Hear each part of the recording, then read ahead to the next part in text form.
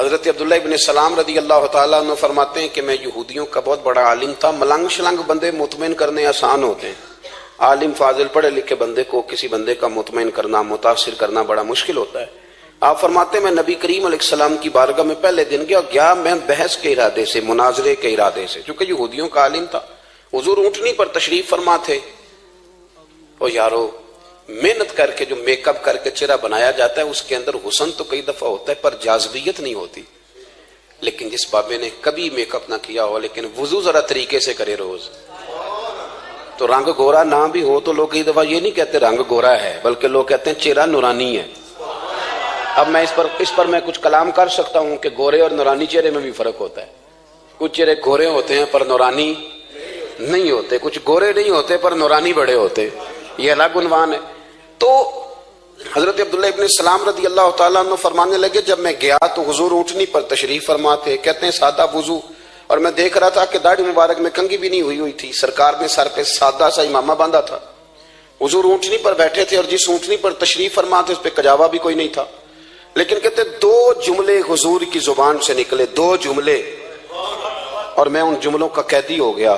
میرے محبوب نے فرمایا جو چاہتا ہے کہ اس کی عمر بھی زیادہ ہو رزق میں بھی برکت ہو، آپ بھی چاہتے ہیں نا عمر بھی زیادہ ہو رزق میں بھی برکت ہو، تو حضور فرمانے لگے اس کے لیے کرنے کا کام یہ ہے کہ اگر وہ چاہتا ہے عمر زیادہ ہو رزق میں برکت ہو تو اپنے رشتہ داروں کے ساتھ اچھا سلوک کرے. یہ حدیث اگرچہ اپنے انہی الفاظ کے ساتھ مشکات میں موجود ہے، لیکن وہاں حضرت عبداللہ ابن سلام رضی اللہ تعالیٰ عنہ کہتے ہیں کہ وہ کیا مٹھاس تھی لفظوں میں، جملے تھوڑے تھے، بات میں گہرائی بہت زیادہ تھی. میں آیا تھا بحث کرنے پر میں آگے بڑھا، حضور کا دست مبارک تھاما اور میں نے عرض کی یا رسول اللہ مجھے کلمہ پڑھا دے، میں مسلمان ہونا چاہتا ہوں. ہمارے ہاں لوگ سمجھتے ہیں کہ بہت زیادہ فلسفہ بیان کرنے والا شاید کوئی بڑا پڑھا لکھا بندہ ہوتا ہے.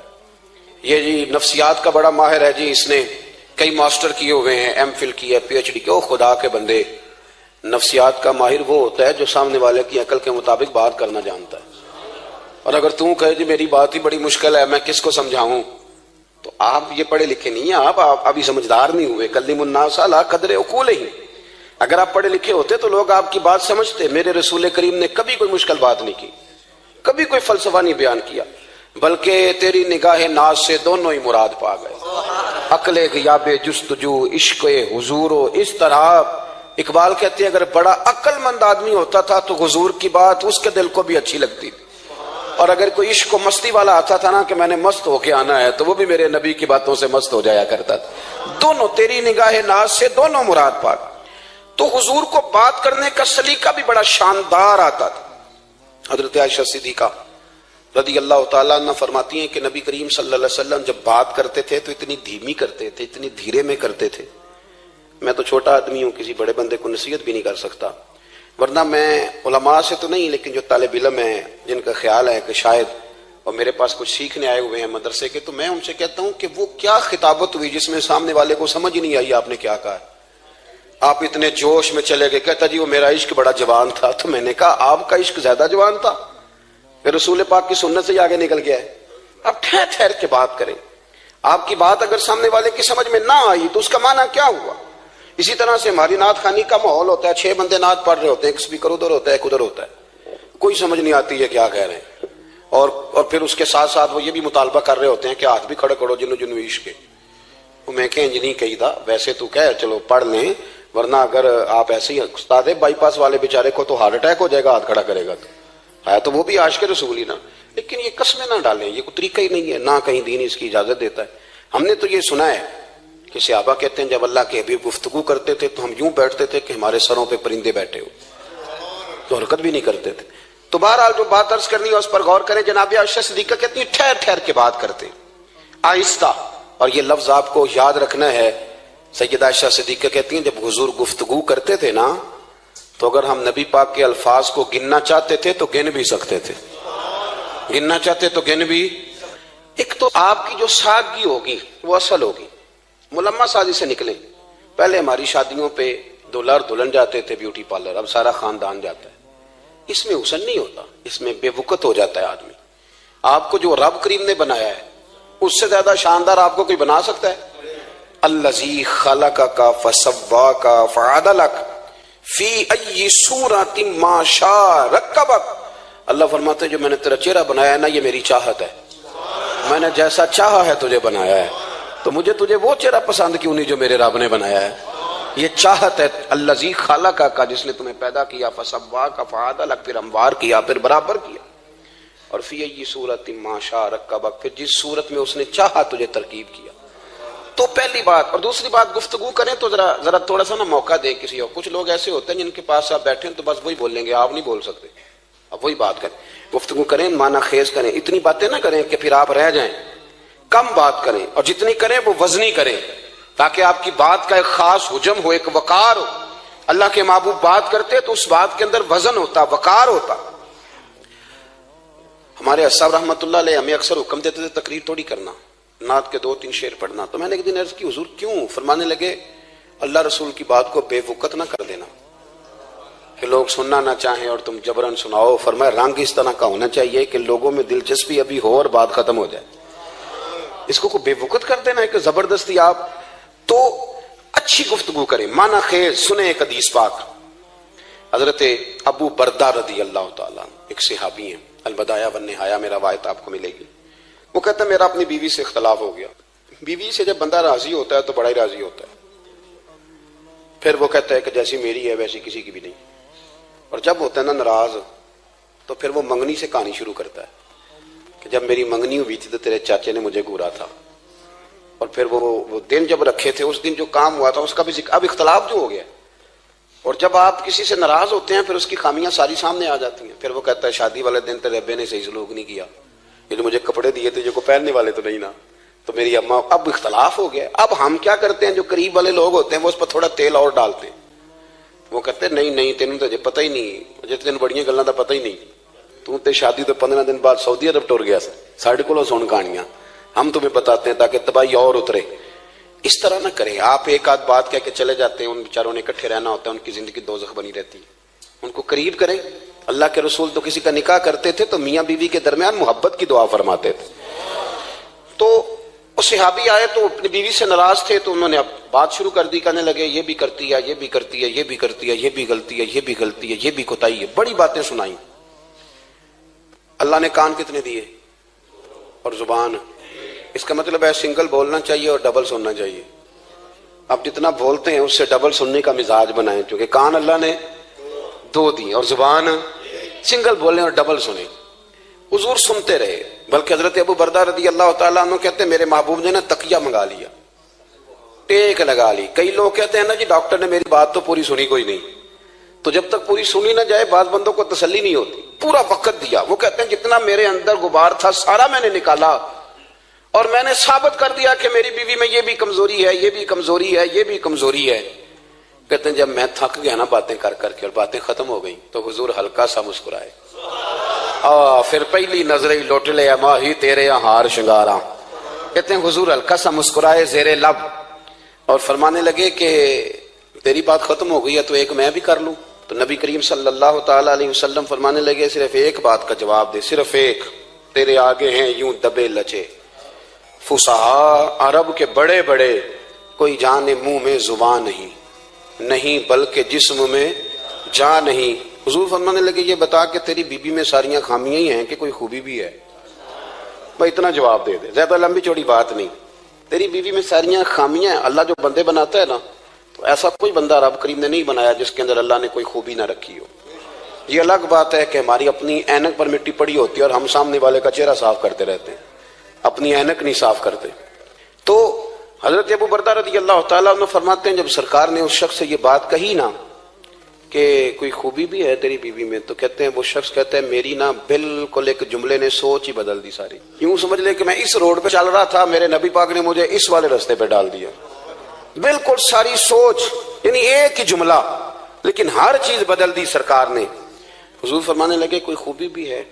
کہتے میں تھوڑی دیر چپ رہا، عرض کی یا رسول اللہ صلی اللہ علیہ وسلم آپ حکم کریں۔ تو حضور فرمانے لگے اپنی بیوی سے کبھی بغض نہ رکھو، اگر تمہیں اس کی خامیاں نظر آئیں تو اس بات پر توجہ کرو جو اس کے اندر خوبی ہو۔ کہتے ہیں میں نے اٹھ کے عرض کی یا رسول اللہ میری بیوی پردے کی بڑی پابند ہے، میری خوابگاہ میں کوئی دوسرا شخص کبھی پیر بھی نہیں رکھ سکتا، تو فرمایا جا پھر گھر جا کے بسا، جو سب سے اعلیٰ خوبی تھی وہ تو اللہ نے تیری بیوی کو عطا کی ہوئی ہے، گھر بسا۔ تو ایک تو سرکار کی ظاہری جو اللہ نے آپ کو حسن و جمال دیا تھا وہ بے مثل تھا، گفتگو کا جو ڈھاب اور سلیقہ دیا تھا وہ بے مثل اور بے مثال تھا، اور پھر جو حضور کی ادائیں تھی نا، کانا خلقہ القرآن۔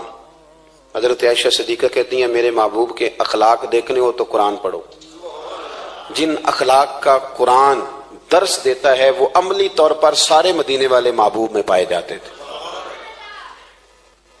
جو سب سے بہترین عادت تھی نا، بہترین ترین عادت، وہ اللہ نے میرے رسول کریم کو عطا فرمائی۔ ہمارا نا اب ایک مزاج بن گیا ہے، ہمارے بعض لوگ بڑے فخر سے بتاتے ہیں کہ یہ مسواک سنت ہے، اب تو سائنس بھی مان گئی ہے کہ مسواک کریں گے تو آپ کے وجود کے اندر جو منہ میں فالتو مادے ہوں گے جراثیم وہ مر جائیں گے، اب سائنس بھی مان گئی ہے۔ مجھے کبھی کبھی اس لفظ سے بڑی تکلیف ہوتی ہے، میں کہتا ہوں کہ سائنس اگر نہ مانے تو ہمیں کوئی اس پہ فرق پڑتا ہے؟ نہ مانے سائنس، ہمیں کیا لینا دینا سائنس سے؟ سائنس تو کبھی کچھ کہتی ہے پھر کبھی کچھ اور کہنے لگ جاتی، سائنس کا کیا ہے؟ سائنس کو منوانا ہماری ڈیوٹی۔ ہاں، اس طرح کا دین نہ بناؤ کہ معاذ اللہ دین کو سائنس کا غلام کر دو۔ سائنس کل بھی رسول اللہ کی غلام تھی، آج بھی میرے نبی پاک کی غلام ہے۔ تو حضور کی جتنی ادائیں ہیں، جتنی، ایک کدو شریف ہے، حضور نے کدو استعمال فرمایا ہے۔ آپ چلے جائیں کسی بھی جگہ پہ، جس بندے کو بہت زیادہ بلڈ پریشر کا مسئلہ ہونا تو اب اس کو ڈاکٹر کہتے ہیں کہ کدو ملے تو اس کو استعمال کراؤ۔ تیزابیت حد درجے اختیار کر جائے اور اندر کا نظام سارا درم برم ہو جائے تو اس کو کدو استعمال کراؤ، اور آپ اس کی خاصیت دیکھ لیں۔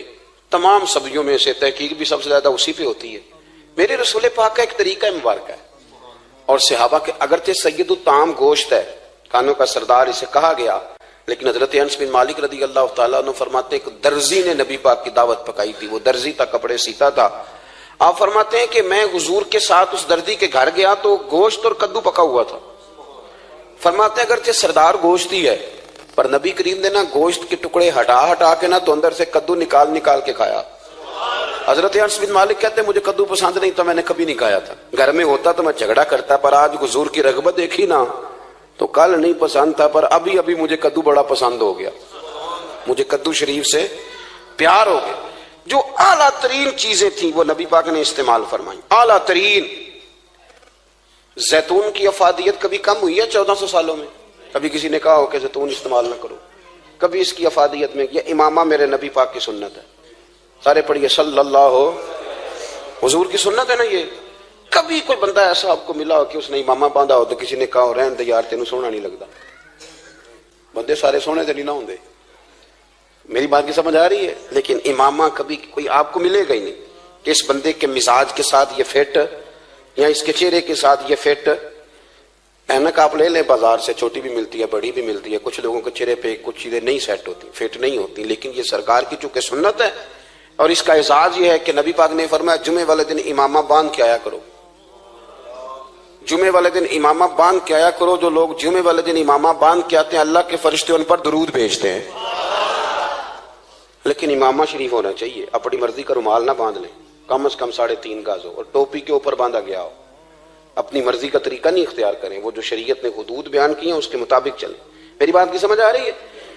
تو جو بات میں نے چھیڑی ہے وہ یہ ہے کہ اللہ کے محبوب رب کریم کی دلیل ہے۔ جتنا کائنات کے اندر حسن کوئی بندہ تلاش کرنا چاہے گا وہ مجبور ہو جائے گا اور اسے دروازہ رسول پہ جانا ہی پڑے گا، اسے نبی پاک کے دروازے پر اسے جانا پڑے۔ ہم کوشش بڑی کرتی ہیں سونے لگنے کی، بڑے بڑے لوگ روپ دھارتے ہیں بیچارے، بڑا کچھ کرتے ہیں، لیکن آپ کو لوگ سونا کہیں گے، نورانی نہیں کہیں گے۔ مجھے بڑی کر لیں، داڑھی روز بنائیں بے شک، لیکن فطرت داڑھی ہے، حسن ناراض ہو گیا۔ اور داڑھی بڑی سمجھدار ہے، کبھی عورت کے منہ پہ نہیں آتی، آتی مرد کے منہ پہ ہے، مرد کے منہ پہ داڑھی آتی۔ چلے میں کوئی بات نہیں کرتا ورنہ میں تو حنفی ہوں، میرے امام صاحب تو اس بندے کی گواہی قبول نہیں کرتے جس نے داڑھی نہ رکھی ہو، وہ کہتے اس کی شہادت کچہری میں قابل قبول نہیں ہے، وہ تو قبول نہیں کرتے اس کی شہادت کو بھی۔ اب چلیں عوام سے ڈرتے ڈرتے کئی دفعہ کچھ باتیں نہیں بتائی جاتی پر باتیں ہیں تو صحیح نا۔ ایک بندے نے داڑھی مڈائی تھی تو جناب عمر نے مدینے سے بھی نکال دیا تھا۔ ان سانو کانے کوئی کہہ گیا کہ چنگی طرح نیک ہوے گا تاں رکھی تے روٹی ادن کھائی ہاں جدن چنگی طرح نیک ہو جائے گا، اس سے پہلے کیوں کھاتے ہو؟ یہ قسم اٹھاؤ کہ پیسے اس دن پکڑنے ہاتھ میں جس دن چنگی طرح نیک ہونا ہے. کچھ لوگ کہتے ہیں میں اندر سے ٹھیک نہیں. تو اندر سے ٹھیک ہونا تیری ڈیوٹی نہیں, ظاہر ٹھیک کرنا تیری ڈیوٹی ہے, باطن تو رب کریم اپنی رحمت سے درست فرمایا کرتا ہے. تو جو تیرے ذمہ لگایا اللہ نے وہ تو کرنا. جو تیرے اللہ نے ظاہری صورت سے ہوتا کیا ہے, سنو کیا ہوتا ہے. مولانا رومی نے لکھا ہے حضرت موسیٰ علیہ السلام کے زمانہ مبارکہ میں ایک شخص تھا تو حضرت موسیٰ علیہ السلام کی نقلیں اتارتا تھا. آپ کی طرح لمبا کرتا پہنتا تھا, ہاتھ میں چھڑی پکڑتا تھا, تھوڑا غصے سے بولتا تھا, معاذ اللہ نقل اتارتا تھا. جناب موسیٰ کلیم اللہ علیہ السلام کی قوم کا جب غلبہ ہوا تو انہوں نے نکال دیا اس کو. تو نقلیں اتارتا ہے, وہ نکل گیا, شہر سے باہر نکال دیا. حضرت موسیٰ کلیم کہتے ہیں میں ایک دن کوہ طور پہ گیا ہوا تھا تو رب کریم نے مجھ سے فرمایا کہ فلاں جگہ فلاں درخت کے نیچے میرا ایک دوست انتقال کر گیا ہے, اسے اٹھائیے, غسل دیجیے, کفن دیجیے, جو اس دور کا طریقہ تھا تدفین کر دے. حضرت کلیم علیہ السلام فرماتے ہیں میں اپنے حواریوں سمیت پہنچا, جب بندے کا چہرہ دیکھا تو حیران ہو گیا, یہ تو نقلیں اتارنے والا ہے, تو نقلیں اتارنے والا ہے. پر اللہ کے نبی رب کریم کے حکم کے آگے لا تو لا اللہ نہیں کرتے. یہ نہیں کہتے کہ میری عقل میں نہیں آ رہا. اٹھایا, غسل دیا, کفن دیا, تدفین کر دی اس کو. جب دفن ہو گیا حضرت موسیٰ علیہ السلام کوہ طور پہ حاضر خدمت ہوئے اور بارگاہ عالی مرتبت میں عرض کرنے کہ مالک تو بے نیاز ہے, چارہ سوال تو نہیں, پر اپنی تسلی کے لیے مالک یہ فرمائیے کہ وہ تو نقلیں اتارتا تھا. تو رب کریم نے فرمایا موسیٰ بات یہی ہے, پر میں نے اسے مرتے وقت ایمان نصیب کر دیا. وہ آپ کا کلمہ پڑھ کے دنیا سے گیا ہے اور توبہ کر کے گیا ہے, تو مالک اتنی کرم نوازی کیوں ہوئی؟ تو رب کریم نے فرمایا موسیٰ جب وہ تیری طرح بن سور کے نکلتا تھا نا, تیری ادائیں اپناتا تھا تو مجھے پیارا ہی بڑا لگتا تھا, پیارا لگتا تھا. یارو دیکھو نا ترمذی شریف میں حدیث ہے, میرے رسول پاک علیہ السلام نے فرمایا میرا امتی جب سفید داڑھی لے کے قبر میں جائے گا نا, داڑھی اور وہ بھی سفید, تو رب فرشتوں سے فرمائے گا اسے عذاب نہ دینا, یہ میرے محبوب کی سنت سفید داڑھی لے کے آگے, مجھے شرم آتی ہے اسے عذاب دیتے. آپ بات کو سمجھے کہ یہ حضور کی سنت کا اعزاز جو اللہ کی بارگاہ میں, رب کے حضور جو سنت کا اعزاز اس لیے کہ کائنات میں سب سے اعلیٰ ترین جو کام تھا وہ کیا ہی میرے مصطفیٰ کریم نے. اعلیٰ ترین عمل نبی پاک کا, اعلیٰ ترین, اور طریقہ مبارکہ میں حسن اور جاذبیت. اور آپ اندازہ کر لیں ہم لوگ پٹری سے اتر جاتے ہیں, مرضی کرتے ہیں, ہمارا مزاج ہے اتنا مرضی کو کہے کہ الکوہل والی خوشبو استعمال نہ کریں, پر ہم کوئی نہ کوئی دلیل نکال کے لے ہی آتے ہیں. لیکن خوشبو اس دور میں بھی اتنی بکتی ہے جس کی حد نہیں, اور لوگ اپنی اپنی ضرورت کے لیے اس کو استعمال ہے. ان 1400 سالوں میں 1450 سالوں میں ایک دفعہ بھی ایسا نہیں ہوا کہ یہ کاروبار کہیں ٹھنڈا ہوا ہو. حرم شریف اللہ آپ کو لے جائے تو مسجد نبی میں سونے کی دکان کے ساتھ خوشبو والی دکان ہوتی, یعنی اتنا مہنگا کاروبار ہے کہ جتنا کرایہ سونے کی دکان والا دے رہا ہے اتنا ہی خوشبو کی دکان والا دے رہا ہے. اتنا مہنگا یہ کاروبار ہے. ایک دن بھی اس کام کی اہمیت کم نہیں ہوئی. اور رسول کریم نے کیا فرمایا, صحابہ کہتے ہیں 3 چیزوں سے کبھی منع نہیں کرتے تھے. کوئی تکیہ دیتا تھا تو قبول کرتے تھے, کوئی بندہ اگر حضور کو دودھ پیش کرتا تھا تو نبی پاک قبول کرتے تھے, اور اگر کوئی شخص حضور کو خوشبو دیتا نا تو حضور جلدی قبول فرماتے تھے. یہ مزاج تھا. تو جو اعلیٰ ترین چیزیں تھیں ان کو میرے رسول کریم صلی اللہ علیہ وسلم نے کیا, ہمیں کر کے دکھایا.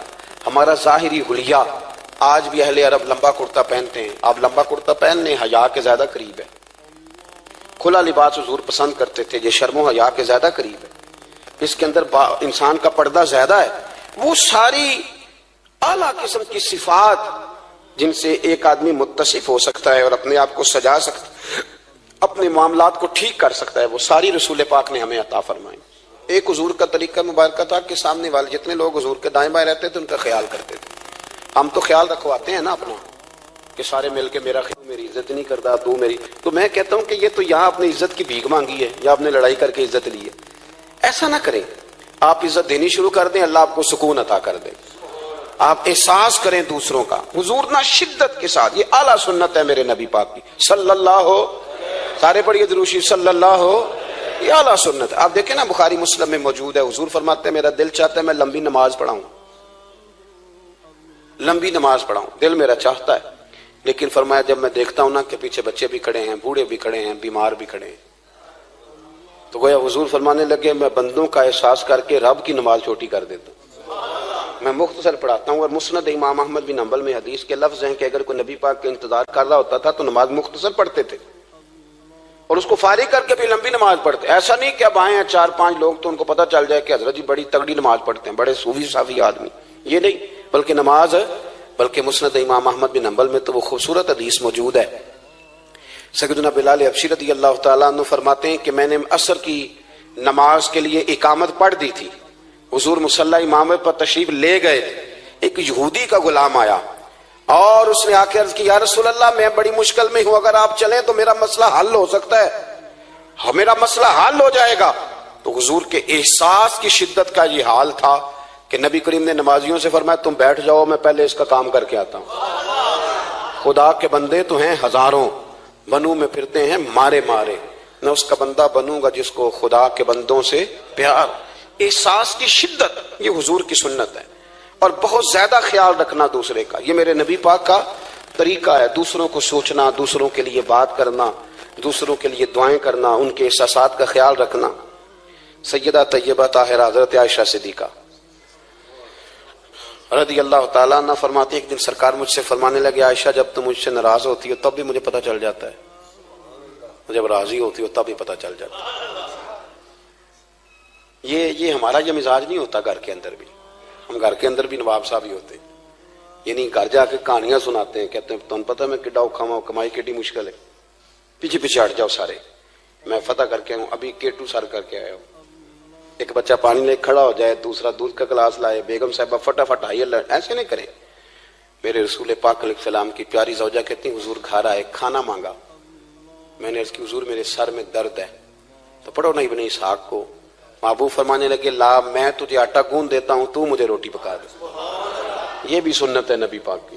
ہوں چپ کر گئے ہو, یہ بھی حضور کی سنت ہے, یہ بھی سرکار کا طریقہ ہے. کبھی کبھی گھر میں جھاڑو دینا یہ بھی نبی پاک کا, حضور کام میں ہاتھ بٹاتے تھے نا ازواج کا, یہ والی سنت کس دن ادا کرنی.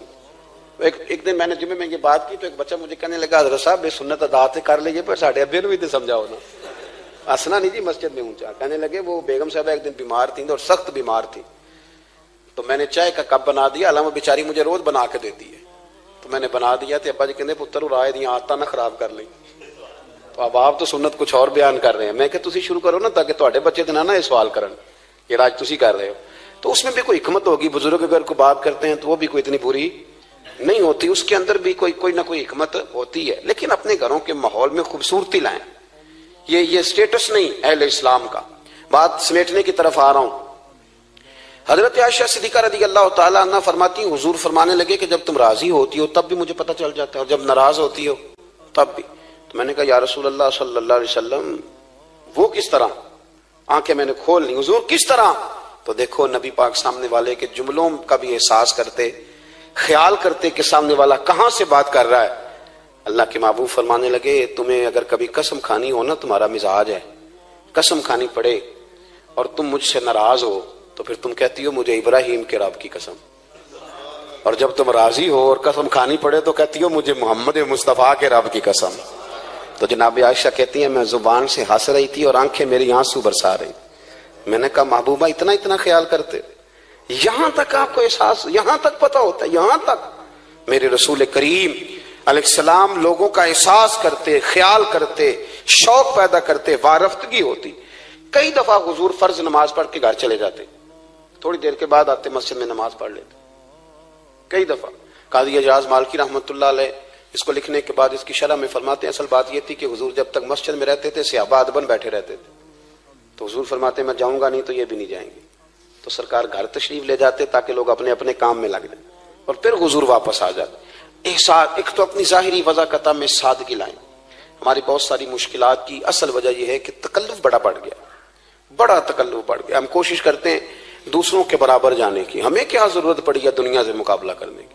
ہم نے تو اللہ رسول کی رضا کے اندر رہنا ہے, اور دنیا میں سب سے بہترین شخص وہ ہے جس کے پاس مال تو ہے پر لالچ کوئی نہیں. اپنے آپ کو پیچھے لائیں. دوسری بات یہ کہ اپنی گفتگو بڑی صاف ستھری کریں, سادی کریں, اس کے اندر کوئی تکلف نہ برپا کریں, بات سامنے والے کی عقل کے مطابق کریں. اور تیسری بات یہ کہ اپنی عادات میں, اٹھنے بیٹھنے میں, چلنے پھرنے میں اپنا تھوڑا سا خیال کریں. اور ایک بات اور آپ کو عرض کروں, یہ آپ کو زیادہ دیر محنت نہیں کرنی پڑے گی. اگر تھوڑا سا وقت آئے اپنے آپ کو دے دینا. اقبال کہتے ہیں اپنے من میں ڈوب کر باجا سراغ زندگی، چل تو اگر میرا نہیں بنتا نہ بن، اپنا تو بن، اپنا تو بن، تھوڑا ہی اپنے اوپر بھی تو محنت کر لے کہ ساری زندگی دوسروں کی اصلاح کرتے رہنا۔ دوست کوشش کرے اپنی عادات پہ 2 4 5 ہفتے کے لیے محنت کرے تاکہ عادتیں سنور جائیں، تاکہ طبیعتیں بدل جائیں۔ ایک حدیث پڑھتا ہوں اور اپنی بات کو سمیٹتا ہوں۔ میرے رسول کریم صلی اللہ تعالی علیہ وآلہ وسلم نے فرمایا کہ اگر اللہ اخلاق کو چہرہ دیتا نا، یہ جو عادات ہوتی ہیں، اور عادات سے مراد صرف میٹھا بولنا نہیں بلکہ لالچ نہ کرنا بھی خلق ہے، تھوڑے پہ راضی رہنا بھی خلق ہے، سچ بولنا بھی خلق ہے، غیبت سے بچنا بھی اصل اخلاق یہ ہے۔ میٹھا تو کئی دفعہ لوگ اپنے مطلب کے لیے بھی بول لیتے ہیں، وقتی طور پر کام نکالنے کے لیے بھی بولتے ہیں۔ تو حضور نے فرمایا کہ اگر خلق کو اللہ تبارک و تعالی چہرہ عطا کرتا تو کائنات میں سب سے بہترین چہرہ حسن اخلاق کا ہوتا، سب سے اچھا اور خوبصورت، اور فرمایا اگر بد خلقی کو اللہ چہرہ دیتا تو بد صورت ترین چہرہ اس کا ہوتا۔ اس کا کیا معنی ہوا کہ اگر ہمارا کردار اچھا ہے، سوچ اچھی ہے، لوگوں کے بارے میں نظریہ اچھا ہے، احساس ہے، تو پھر ہمارے اندر دنیا کا سب سے خوبصورت انسان موجود۔ لیکن اگر ہمیں اپنی ذات کے علاوہ شے نظر ہی کوئی نہیں آتی، ہم خود غرض ہیں، جھوٹ بولتے ہیں، غیبت کرتے ہیں، بدنگاہی کرتے ہیں، لوگوں کے بارے میں بدگمانی کرتے ہیں، کسی کو حقیر سمجھتے ہیں، ذات پات کے چنگل میں الجھے ہوئے، تو پھر ہمارے اندر ایک بدصورت ترین شخص بیٹھا ہے۔ جتنی مرضی کنگھی کریں، جتنا مرضی آپ اپنے آپ کو سنواریں، اندر کی بدصورتیاں جا سکتی نہیں۔ تو کوشش فرمائیں کہ اللہ ہمیں اخلاق کا اعلیٰ جو ہے وہ وژن عطا کرے، اعلیٰ شعور عطا کرے۔ اللہ تعالیٰ میری اور آپ کی حاضری کو مستجاب فرمائے۔ آخر دعوانا